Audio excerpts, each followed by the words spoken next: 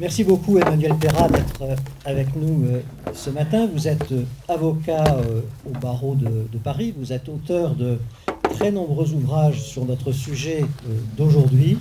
Et vous étiez en quelque sorte incontournable pour nous, pour cette journée. Vous venez de publier 3 ouvrages sur la liberté d'expression. Et il a été rappelé que dans notre article 11 de la Déclaration des droits de l'homme, il est dit que c'est un des droits les plus précieux de l'homme. 3 ouvrages. Le premier que je cite, c'est Un code de la liberté d'expression, chez Anne Rideau Édition en 2018, qui rassemble des textes et de la jurisprudence. Deuxième ouvrage, chez Plon en 2018, et là vous rappelez les grands épisodes historiques de la censure et de sa célèbre figuration, Anastasie. Et enfin, dernier ouvrage que j'ai déjà cité tout à l'heure dans mon propos introductif, Nouvelle morale, nouvelle censure, chez Gallimard en 2018, qui est une enquête qu'on peut qualifier d'inquiétante sur les nouvelles censures ou tentatives de censure qui prolifèrent aujourd'hui. Donc, sans plus tarder, et en vous remerciant à nouveau, je vous cède la parole.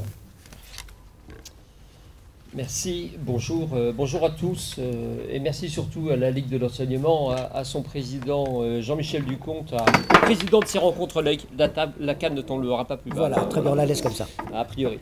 À Jean-Paul Delahaye, et puis aussi à Charles Comte de m'avoir sollicité pour venir ce matin, ce dont je me réjouis, non pas de parler de censure et de liberté d'expression, censure surtout, on ne se réjouit pas beaucoup, mais en tout cas d'être avec vous et auprès de la Ligue de l'enseignement pour cette question essentielle. Peut-être que pour compléter ma présentation, c'est toujours très gratifiant d'être présenté par un tiers un matin comme ça, mais il faut toujours rajouter, pour qu'on comprenne bien d'où je parle, je suis avocat. J'essaye de n'être retenu comme avocat que pour des gens qui veulent défendre la liberté d'expression. Il m'arrive parfois, mercenaire que je suis, d'accepter de temps en temps de poursuivre en diffamation ou sur des causes qui peuvent me sembler le racisme et l'antisémitisme, là, on va dire, des censures que l'on peut considérer comme, on va dire, plus acceptables que d'autres. Et puis, je suis président du Pen Club français, qui est la branche française d'une organisation internationale créée en 1921, en France par Anatole France, suivi de Jules Romain et de Paul Valéry, et qui défend les écrivains et créateurs emprisonnés ou persécutés à travers le monde en raison de leurs écrits, de leurs simples écrits. Il y a 500 romanciers, cinéastes, de Oleg Sentsov à tout un tas de gens que vous connaissez, et puis d'autres malheureusement sur lesquels les projecteurs ne sont pas assez puissamment dirigés, qui sont embastillés, torturés, malmenés, suivis, arrêtés quasiment quotidiennement à travers la planète, du seul fait de vouloir s'exprimer librement. Je ne parle même pas de ceux qui ont le malheur de faire du syndicalisme, de la politique, du militantisme sur tout un tas d'autres causes, mais simplement du seul fait de vouloir s'exprimer comme romancier ou comme poète ou comme sculpteur. On m'a chargé ce matin de dresser une sorte de panorama de la liberté d'expression. Alors je vais dire qu'en moins d'une heure, je vais y m'essayer, mais la liberté d'expression, elle est très vite résumée. Le problème, c'est plutôt les entailles à la liberté d'expression, les entorses que la République elle-même assène depuis 2 siècles et des poussières, que ce principe est rentré en droit positif à l'occasion de ce texte qui nous est si cher, la Déclaration des droits de l'homme et du citoyen de 1789. Parce que dans cette déclaration de départ, il y a un bémol. Ce bémol, vous le connaissez, il y a la possibilité que la loi en dispose autrement. Et la loi ne s'est pas privée, malheureusement, depuis 2 siècles et poussières, de disposer autrement chaque fois qu'elle avait un problème de société à affronter, qui aurait pu, selon moi, on pourra en reparler, être résolu bien souvent par la pédagogie, par l'intelligence, par la réflexion, par un tout petit peu de recul.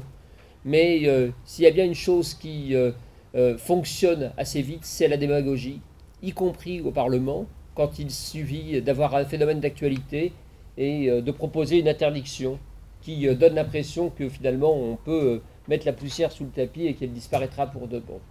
La liberté d'expression, elle vit au rythme donc aujourd'hui de 450 textes à peu près qui ont été rajoutés pour la restreindre et qui sont actuellement en vigueur. C'est le décompte que je fais peu ou prou, et depuis que je suis avocat, c'est-à-dire depuis 27 ans, je suis à peu près à ce rythme-là, de quasiment 2 à 3 textes par an qui se rajoutent. Alors on peut les considérer souvent comme des textes bien intentionnés, la censure, elle n'arrive jamais pour vous dire qu'il faut absolument rétablir les autodafés, les Bastilles. Elle arrive toujours en vous disant qu'il faut protéger la jeunesse, qu'il faut lutter contre le terrorisme, qu'il faut protéger la vie privée, qu'il faut lutter contre Forisson et ses héritiers. Bien sûr, elle part toujours avec, heureusement, avec une intention, en tout cas une justification louable.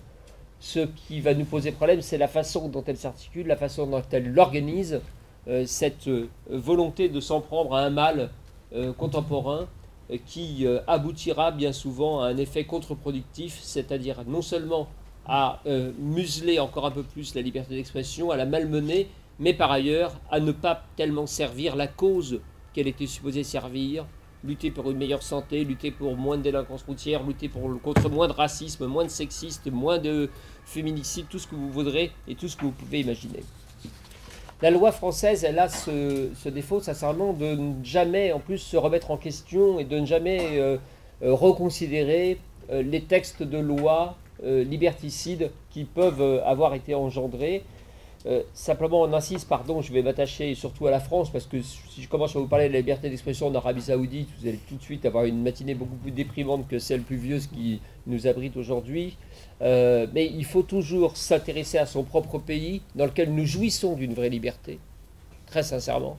Moi qui parcours la planète dans des pays les plus complexes et les plus liberticides, je veux dire que chaque fois que je suis de retour ici, l'abondance malgré tout de livres, de journaux, de médias, de tout un tas de choses, de sites accessibles librement sur Internet, me réjouit à chaque fois et ne me navre pas, même quand il s'agit d'opinions qui sont exactement contraires aux miennes, ou même me fustigent ou m'indigneraient. Je suis un disciple de Reuven Ogden dont j'étais un ami proche.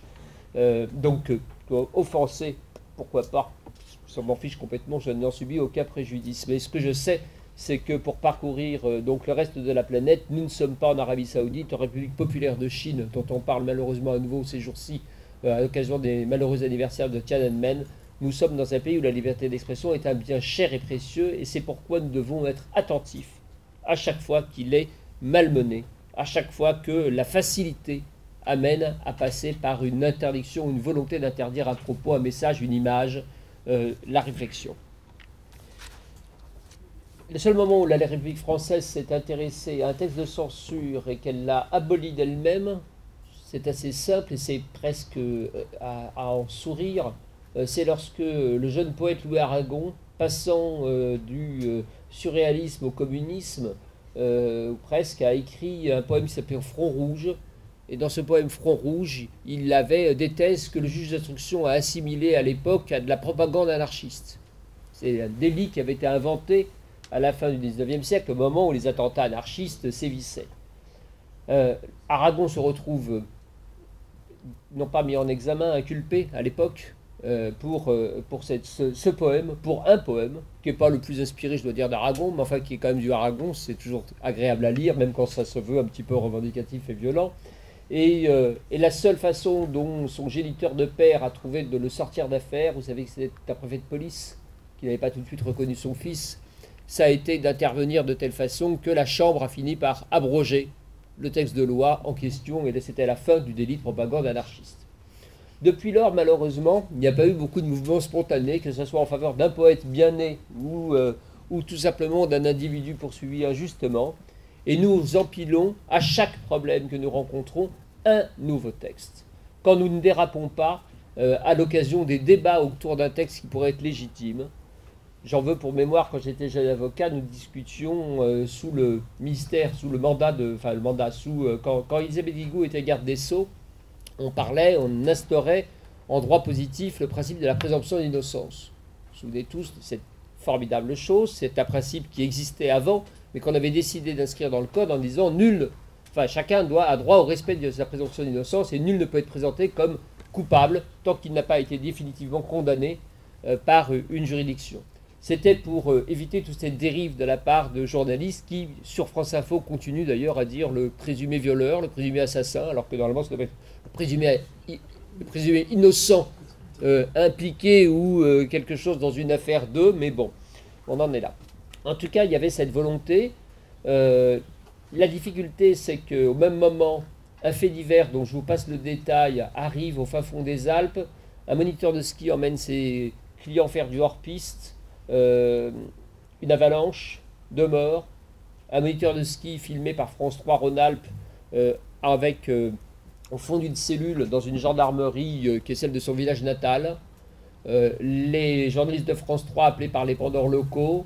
Les pendants locaux ne sachant pas bien comment gérer la situation, n'ont pas beaucoup de délinquants quand même de droit commun à enfermer généralement dans une station de ski, à part des cellules de dégrisement, généralement ça ne sert pas beaucoup. Donc se disant mince, il y a France 3, il faudrait qu'on fasse les choses bien, donc on va le menotter. Et on menotte le type à qui on a à ce moment-là, parce qu'il est en garde à vue, en théorie, on lui a enlevé ses lacets, parce que c'est la règle pour éviter qu'il ne se suicide, sa ceinture, etc. Ce qui fait que ses affaires de ski sont inutilisables, lui tombent sur les genoux et qu'il se retrouve filmé par des caméras assez agressives avec de la lumière très forte au fond de ce qui ressemble à une geôle, parce qu'elle n'a jamais servi dans cette gendarmerie, la cellule, et donc il est filmé comme un animal dans de la paille ou presque, à moitié nu, reconnaissable et essayant de se défendre du regard de la caméra avec ses menottes. La nuit même, alors qu'on discutait sereinement de l'instauration de la présomption d'innocence dans le Code civil, on décide de rajouter un alinéa ridicule dans lequel on dit qu'on ne peut montrer nulle personne entravée ou menottée, au motif du respect de la présomption d'innocence. Le résultat concret, c'est que depuis lors, vous le voyez, les détenus sont filmés quand ils sortent des palais de justice et quand ils sont ramenés au fourgon avec un blouson de police sur les bras. Vous voyez, chaque fois qu'on interroge quelqu'un ou qu'on le ramène, on voit une espèce de chose qui le rend encore plus monstrueux. On dirait Elephant Man qu'on promène avec un vêtement. On voit des personnages qui sont tronqués, c'est-à-dire dont on ne voit plus qu'un morceau du corps quand ils sont amenés en justice. Les seuls moments où on les voit, c'est quand les caméras étrangères envoient des signaux et que la chaîne française n'a pas encore eu le temps de recadrer. C'est Bertrand Cantat à Vilnius ou Dominique Strauss-Kahn dans la parade américaine à New York, où on voit pendant quelques instants les menottes. Le résultat concret, c'est que, comme vous le savez en journalisme, malheureusement, quand il n'y a pas d'image, on considère que le sujet n'est pas traitable, y compris en presse écrite. Alors comme on ne peut pas montrer aujourd'hui des personnes menottées, on ne peut pas faire de sujet pour discuter, moi qui suis militant de l'Observatoire international des prisons, sur l'usage ou non des menottes, de l'entrave, dans une société dans laquelle, quoi qu'on pense des événements récents, l'utilisation des moyens par la police devrait faire l'objet d'un débat public et non pas uniquement d'opprobre ou de suppositions ou quoi que ce soit. Ce devrait être quelque chose qui devrait être commenté sereinement par les journalistes et non pas un sujet devenu tabou de fait par ce simple petit accident entre guillemets, ce fait divers qui est ensuite arrivé à une loi de censure. Je prenais volontiers cet exemple qui peut sembler anecdotique parce que l'histoire de la censure est faite de ce cas anecdotiques qui deviennent ensuite des lois liberticides et dangereuses. Ce qui m'intéresse, ce n'est pas la censure, vous l'avez compris, des menottes de la personne qui se trouvait montrée de façon éhontée au fin fond de sa cellule. Ce qui m'intéresse, c'est l'effet collatéral gigantesque sur la mémoire iconographique que l'on laissera demain matin pour éduquer les générations suivantes. Ce qui m'amène aussi à vous dire que le seul moment où la loi française s'est vue finalement, à part de l'affaire Aragon, obligée de revenir en arrière et d'éliminer des textes de censure, c'est à 3 reprises ces dernières années lorsque la Cour européenne des droits de l'homme a sanctionné la France pour des affaires que vous connaissez. Offense au chef de l'État, c'est l'affaire Casteau-Pauvecon. Donc, lorsqu'un président de la République tient des propos dans le salon d'agriculture, les mêmes propos sont repris par un manifestant anti-sarkozyste à Rennes, qui l'attend à la gare TGV et qui tend un panneau qui ne pas Casteau-Pauvecon. Le procureur de la République, qui n'a rien d'autre à faire, décide de poursuivre le manifestant qui ne fait aucun mouvement violent et a juste cette pancarte qui reprend les mots même de celui qui les a prononcés. Eh bien, il est poursuivi. Il est condamné à très peu. Il prend 20 € d'amende. Mais comme c'est un citoyen qui aime le droit, il décide de faire des recours. Il va jusqu'à la Cour européenne des droits de l'homme qui considère que le crime de lèse-majesté, parce que c'est de ça dont il s'agit, c'est un texte de l'Ancien Régime, n'a plus lieu d'être dans l'Europe démocratique dans laquelle nous aspirons vivre, malgré les résultats des dernières élections.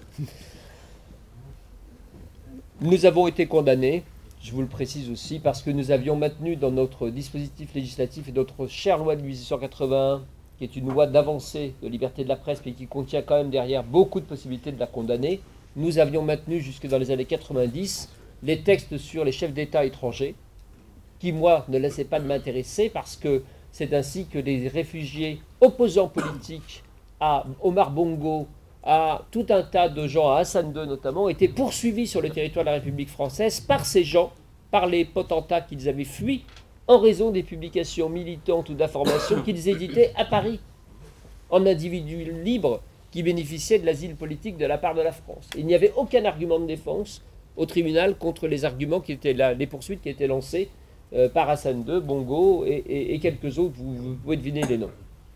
Et donc on a fait des recours devant la Cour européenne des droits de l'homme, jusqu'à la Cour européenne des droits de l'homme, qui a fini pour simplement par condamner la France et décider que le texte serait abrogé sous astreinte. Avec une astreinte d'1 million par jour, la République d'un seul coup s'est montée très diligente pour faire le ménage dans ces textes obsolètes. Ce qui m'intéresse aussi là-dedans, c'est la façon dont la censure, on y vient, c'est également à changer de, malgré tout, elle continue à passer par l'État pour ce qui est du droit positif, mais elle voit naître de nouvelles formes de censure par de nouveaux acteurs et de nouveaux moyens. La censure, elle s'est privatisée. Dans un monde où la privatisation semble être le dogme, elle s'est elle aussi privatisée. Elle est passée, lorsque je débutais comme avocat, nous avions affaire à une censure d'État.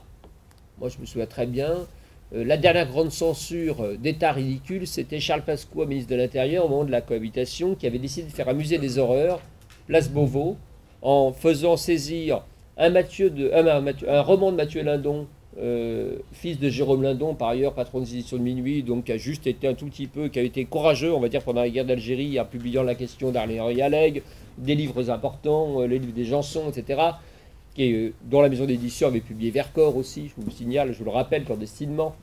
En tout cas, donc on attrape Mathieu Lindon et un roman qu'il avait publié, Prince et Léonardour, sur lequel il fallait vraiment être tordu pour trouver des choses compliquées ou possibles, susceptibles de nuire à la jeunesse. Il y avait Guépier, qui était le journal militant hebdomadaire homosexuel, pas particulièrement pornographique, dans lequel il y avait un poster boy avec un slip.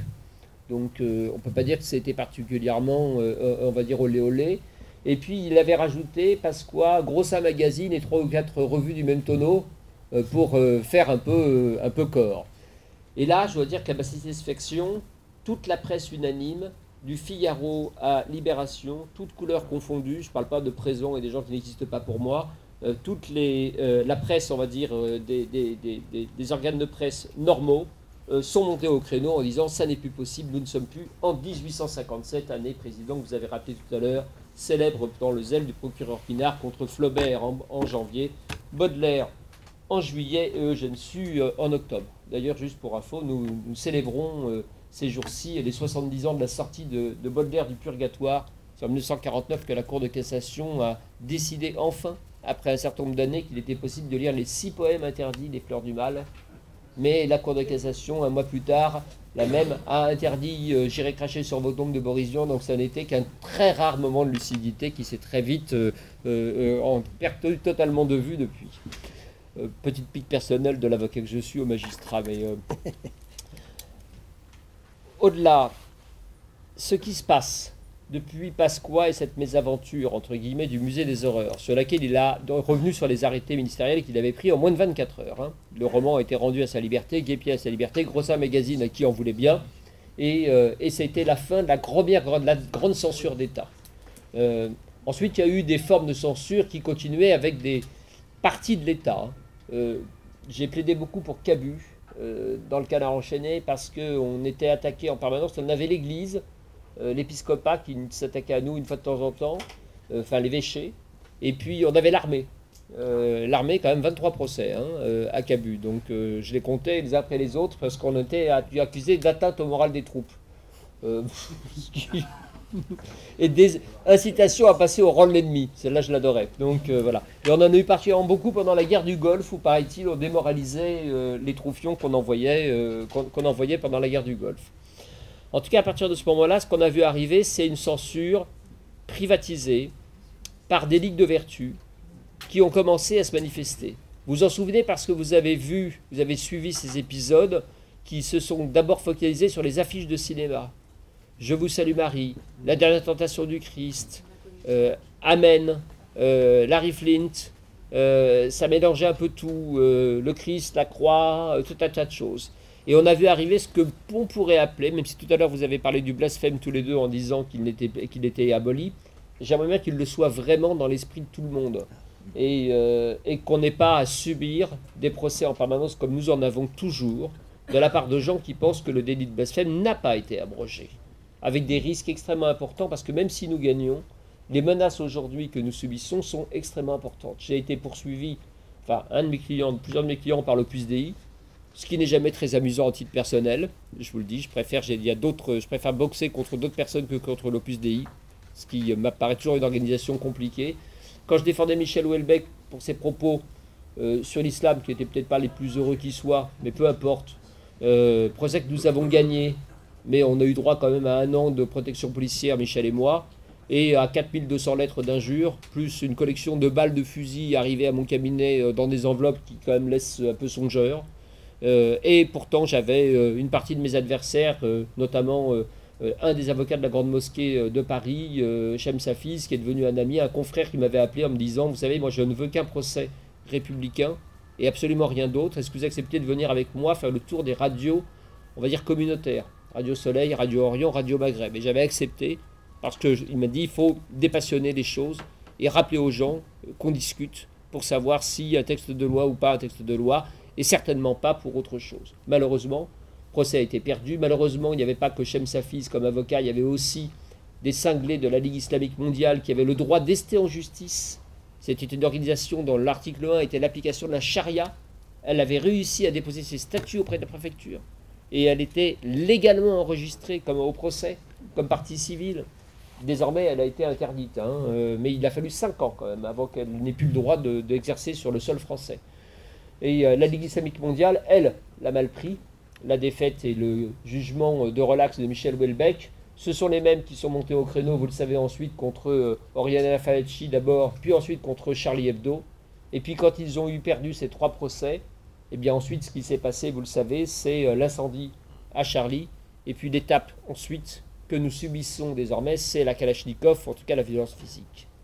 Ce qu'il y a d'intéressant et d'effrayant dans cette censure, que si je vous dis qu'on réclame contre une maison d'édition de poésie 20 000 euros, vous n'allez pas consacrer votre matinée à descendre dans la rue et à protester. Et là, le vrai danger. Pour 20 000 euros, on fabrique 8 livres ou 9 livres de poésie.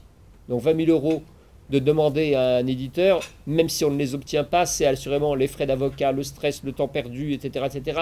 C'est l'assurance de mettre en péril la maison d'édition qui fait un travail de création. La censure moderne aussi, c'est un passage de relais que je décris dans mon livre Nouvelle morale, nouvelle censure chez Gallimard, un passage de relais aussi dans le camp du bien, c'est-à-dire dans le camp auquel nous appartenons, en tout cas je l'espère, je le crois, c'est-à-dire le camp de ceux qui luttent contre le racisme, l'antisémitisme, le sexisme et l'homophobie. Au procès de Michel Houellebecq, je l'ai vu d'un seul coup pour la première fois concrétisé. La Grande Mosquée de Paris, la Grande Mosquée de Lyon, la Fédération nationale musulmane de France et la Ligue islamique mondiale. Tout ça pour moi faisait un continuum, même si je me fais une distinction quand même entre le recteur et le type de la Ligue islamique. Et puis à côté, le matin de l'audience, se présente la Ligue des droits de l'homme. Alors je leur dis, formidable, vous êtes au procès, vous venez au procès, en gros, de nos côtés. Non, non, on vient comme partie civile contre Michel Houellebecq. Je dis, avec la Ligue islamique mondiale, vous allez être assis côte à côte. Donc les deux ligues. Une avocate, effectivement, s'est lancée pour être visiblement mandatée. Le seul moment où, finalement, on a réussi à la faire taire, c'est quand Dominique Noguez, paix à son âme, si je puis me permettre, je ne crois pas beaucoup aux âmes après, mais c'est pas grave, Dominique Noguez, qui nous a quittés il y a quelques temps, universitaire à l'époque et écrivain, était venu à la barre, et quand il est sorti de la salle des témoins, il dit « Mais qui est cette dame ?» Alors je lui explique. Et il me dit, mais je fais partie du conseil d'administration de la Ligue des droits de l'homme. On s'est réunis hier soir, on n'a pas évoqué du tout cette question, mais là, vous allez vous rasseoir tout de suite. Donc c'est comme ça que la Ligue des droits de l'homme est restée de côté. Mais l'année d'après, on s'est retrouvé procès pour Daniel Mermet, avec d'un côté le MRAP, de l'autre côté la LICRA. L'un en demande, l'autre en défense. Et là, vous vous dites, eh bien, si je commence à perdre les militants de la lutte contre le racisme et l'antisémitisme, qui n'ont rien d'autre à foutre que d'attaquer un animateur de radio et de se faire une guerre des clans et, on va dire, des parts de marché, eh bien, nous sommes mal partis. La République commence à prendre un mauvais pli. Et aujourd'hui, nous assistons donc à une forme de censure très nouvelle qui voit des artistes désignés à la vindicte d'autres artistes. Des citoyens qui sont du camp du bien, si je puis me permettre, demander la censure et l'interdiction d'œuvres d'art ou d'artistes. C'est cette confusion énorme dont vous parliez tout à l'heure entre la vie d'un auteur et son œuvre, qui à cet homme-là, si on commence à appliquer, je ne parle même pas de Bertrand Cantat, de Woody Allen, de Polanski, etc., mais si on applique quoi que ce soit à tous les auteurs qui nous sont chers et qui composent nos bibliothèques, vous pouvez être sûr que nous les vidons intégralement. J'en discutais avec Monique Lévi-Strauss, veuve de Claude Lévi-Strauss l'autre jour, qui est une de mes amies, je défendais Claude pendant de nombreuses années. Il y a un passage dans Triste Tropique au début, qui est un passage dans lequel très vertement il critique l'islam. Pas les musulmans, il critique l'islam. Et je suis certain que ce passage pris isolément va nous valoir d'ici quelques temps, dans la nouvelle édition américaine que nous préparons, de Triste Tropique, je pense, à un moment ou à un autre, une mise au banc. Une mise au banc comme celle que subissent aujourd'hui, par exemple, Harper Lee et Ne tirez pas sur l'oiseau moqueur, qui est interdit désormais dans les écoles et les bibliothèques américaines. Parce que les personnages, cette fois-ci, les personnages, ils disent le mot nègre. Les personnages racistes, dans une Amérique ségrégationniste que met en scène Harper Lee. Comme dans Mark Twain, quand il met en scène un personnage raciste, il lui fait dire nègre. Bien, ces livres sont donc désormais bannis. Nous arrivons aujourd'hui donc à des livres qui sont interdits parce que leur auteur a un comportement qui ne serait pas irréprochable, à des livres qui sont interdits ou à des œuvres qui sont interdites parce que les personnages ont un comportement qui ne serait pas moralement acceptable. Il y a désormais des sensitivity readers, pardon pour l'anglicisme, c'est-à-dire des chargés de détecter les passages des romans dans les maisons d'édition new-yorkaines qui pourraient poser problème vis-à-vis d'une communauté. C'est-à-dire qu'on vous dit, attention ici, on n'aura pas de procès, mais on aura quand même une manifestation ou une mise au banc de la part de tel ou tel groupe, ce qui veut dire un retrait immédiat de chez Barnes Noble, un retrait de telle ou telle grande librairie, de telle zone, de chez Amazon éventuellement qui ne nous mettra pas en avant, parce qu'on s'en prend à telle ou telle communauté, parce que telle ou telle communauté n'est pas assez représentée, et ainsi de suite. Il y a aussi donc cette question de l'appropriation culturelle, que vous évoquiez tout à l'heure avec les suppliantes, donc qui va très loin, puisqu'on décroche des tableaux. On décroche des tableaux désormais en Angleterre. Au musée de Birmingham, cette année, on a décroché 3 tableaux qui n'ont rien de répréhensible dans ce qu'ils représentent. Ce sont des scènes d'Afrique qui ont eu comme seul malheur d'être peintes par des Britanniques blancs. Donc, elles ont été décrochées parce que, en vertu de l'appropriation culturelle de cette théorie, elles ne sont plus, on va dire, à leur place ou plus présentables comme telles. C'est ce qui est arrivé à Dana Schultz, peintre américaine, qui combat la ségrégation, le racisme, et qui a représenté une victime d'un lynchage, d'une émeute noire, et son tableau a dû être décroché, elle a dû jurer qu'elle ne le vendrait pas pour éviter d'être poursuivie et d'avoir des ennuis à titre personnel. C'est ce qui arrive à Catherine Widlow, réalisatrice de Détroit, un film sur les émeutes raciales aux États-Unis, qui a le malheur d'être une femme militante blanche. Et je peux retourner les exemples dans tous les sens. Les personnages doivent avoir un comportement aussi moral, en plus d'avoir un comportement légaliste, et encore plus légaliste que la loi. Vous savez depuis des années que des personnages qui auraient le droit de fumer s'ils étaient vivants dans la rue n'ont plus le droit de le faire, s'ils sont représentés au cinéma ou dans tout un tas de produits de fiction. La Poste française a enlevé son timbre, sur le timbre consacré à Malraux, la cigarette qui est dans la magnifique photo de Gisèle Freund, qui est sublime, c'est une photo extraordinaire de Malraux avec la cigarette, on s'en fiche, c'est simplement qu'il a les cheveux au vent, que si vous enlevez la cigarette, il a l'air de vouloir gober une mouche, donc ça lui donne l'air un peu idiot, alors qu'il est si beau comme... voilà. Mais comme c'est la Poste et qu'elle fait bien les choses, ils ont fait une enveloppe premier jour en oubliant d'enlever la cigarette et le timbre à côté où il en a plus la cigarette. Donc on se voit chez Staline au service postal de Staline. Un collecteur. C'est quand même formidable. La Cinémathèque a eu la bonne idée à un moment d'enlever son truc à chaque tati, lui mettre un tourniquet. La Bibliothèque nationale de France a retiré son clope à Sartre dans une affiche sur une rétrospective sur le travail et l'œuvre de Sartre et du Castor. ce que je trouve absolument extraordinaire, vous voyez, affligeant. Et on a eu Agnès Buzyn l'année dernière, il y a même pas 1 an et demi, qui quand même, devant l'Assemblée nationale, a émis l'hypothèse selon laquelle on devrait retirer les cigarettes des films du patrimoine français.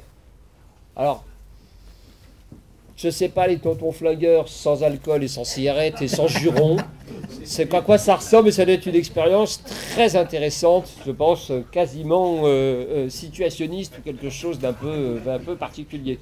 Ça me fait penser à la première version française de Sexus, Plexus Nexus d'Henry Miller. Vous savez, elle avait été victime d'une censure telle qu'on avait fait des placards, des vrais placards, et donc on avait enlevé tous les mots qui pouvaient poser problème. Mais on avait vraiment fait un travail de dentelle sur tous les exemplaires, toutes les pages. J'ai cette édition, alors elle dit, il y a des grands placards blancs, mais ça démarre par il s'approche du lit, il ne grimpe pas dessus, et puis on n'a rien. Et elle se releva en disant c'était très bien. et juste après, etc., etc. Et je trouve ce livre prodigieusement plus excitant que si on lisait Henry Miller. Non, c'est sans doute moins talentueux, mais voilà. Donc on va arriver à peu près à ça. En tout cas, ce qui est intéressant, c'est ce déplacement donc, de ces censures, allié avec par ailleurs, enfin, un nouvel acteur important de la censure, les GAFA, les Google, Amazon, Facebook, etc. Ne vous y trompez pas, il y a plusieurs choses à l'œuvre. Il y a évidemment la compromission avec les régimes les plus attentatoires aux libertés.